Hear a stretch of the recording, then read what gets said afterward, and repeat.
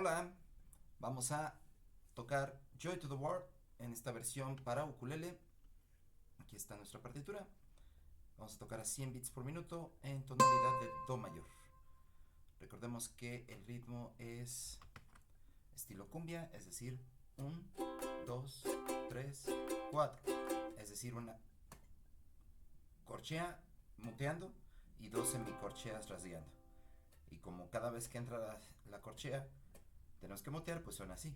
¿De acuerdo? Bueno, empezamos, vamos a ver qué tal disfrutamos de esta piececita. Y dice 1, 2, 3, 4.